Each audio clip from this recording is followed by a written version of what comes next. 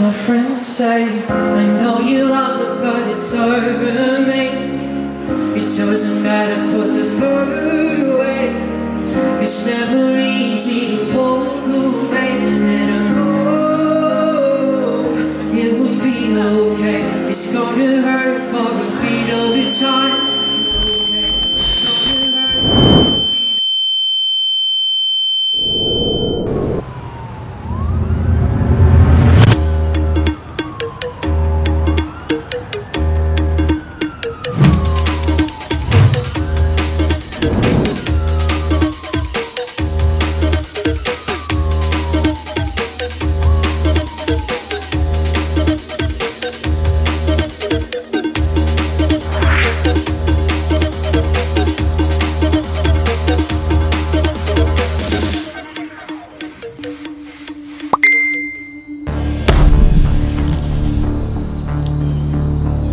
I was taking part of a system that initially made me unfulfilled, insecure, and addicted. With my tag, I was promoting companies I boycott now. That social media algorithm create echo chambers and reduce our exposure to new ideas. That teens spend an average of 9 college networking websites. Is this perhaps the next big thing? What is the Facebook exactly?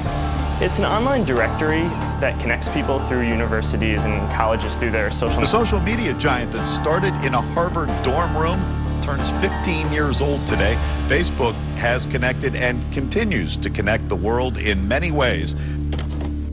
So you're dealing with an addicted generation. This is a big time bomb ticking. This is no accident. Indeed, it is by design. I mean, seriously? It was my mistake. I mean, I think we can all feel it. To try to make these products as addictive as possible. Spike in dopamine. We're growing up in a Facebook, Instagram world. In other words, we're good at putting filters on things. We're good at showing people that life is amazing even though I'm depressed, right? And so everybody sounds tough, and everybody sounds like they got it all figured out. And the reality is there's very little toughness, and most people don't.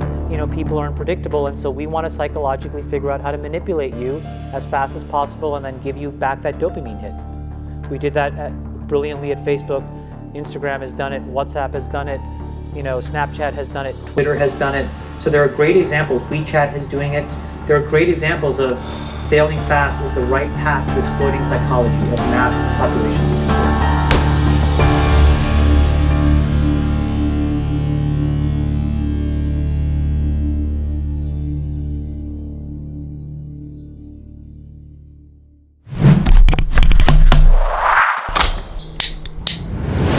Okay, let's talk about social media usage. So first of all, this video is not about social media detox where they tell you to uninstall your apps and stuff. So this video is more about being aware of the thing that how we are being tricked by the social media creator, how we are being programmed to use social media on everyday basis and we don't even realize that. So there has been several studies done on social media usage and it shows that there is more negative effects than the positive. For example, the fear of missing out, depression, anxiety, people are being body shamed, people are being bullied all over the internet.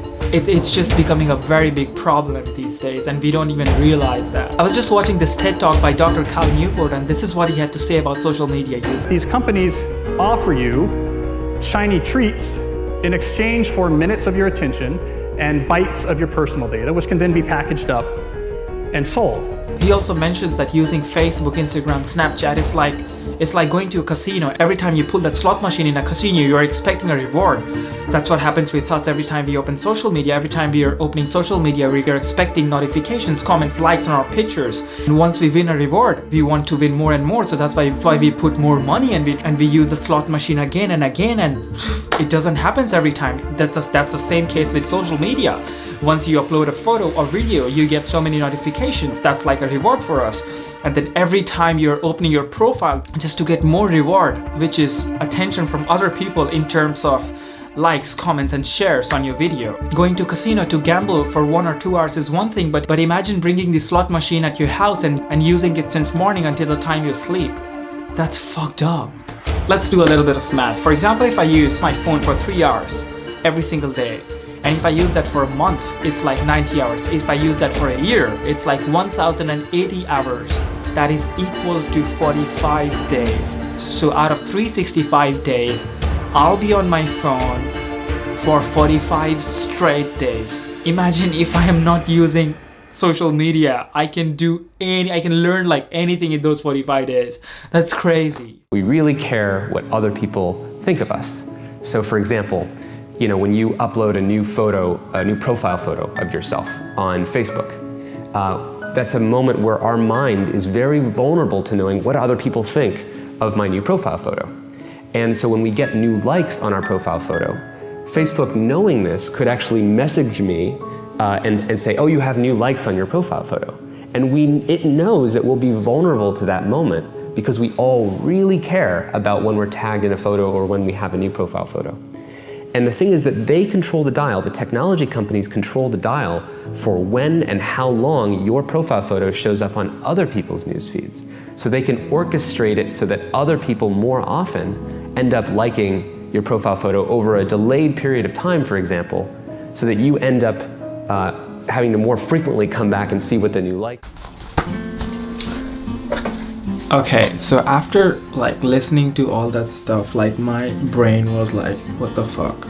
If you do a research on, like, there's so many articles and videos about like how they manipulate us.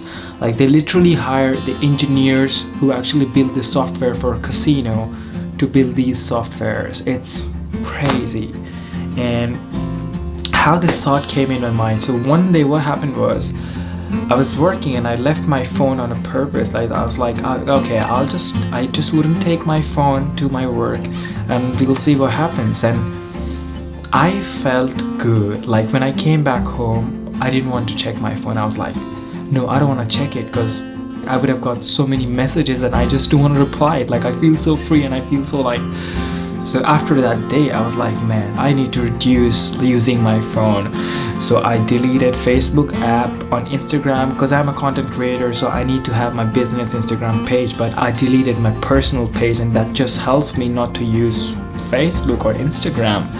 And it's been great. Like even now I've been working on this video for like the last 3 hours, and my internet is off, my Wi-Fi is off. I don't know if you guys can see, my internet is off, my Wi-Fi is off, and I have been productive as soon as I started not using social media apps. I just felt that I have so much extra time. Because what we do with ourselves is every time whenever we are free, we're just putting so much input throughout the day, and our brain is not designed for taking that much input. Our brain is yelling that no, that's enough, but we don't really listen to it. That's why we feel tired, exhausted throughout the whole day, because we cannot just process that many inputs. If that makes sense. Or every time if I'm going to see a friend, like I wouldn't pull my phone out of the table. If it's on the table, I'll just put it back, and I would just be more present and more focused on the people who are in front of me rather than the virtual people who are on my phone.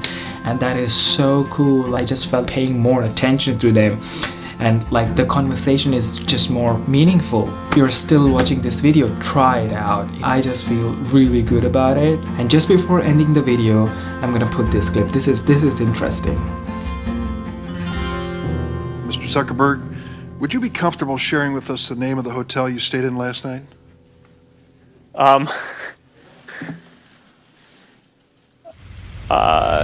No.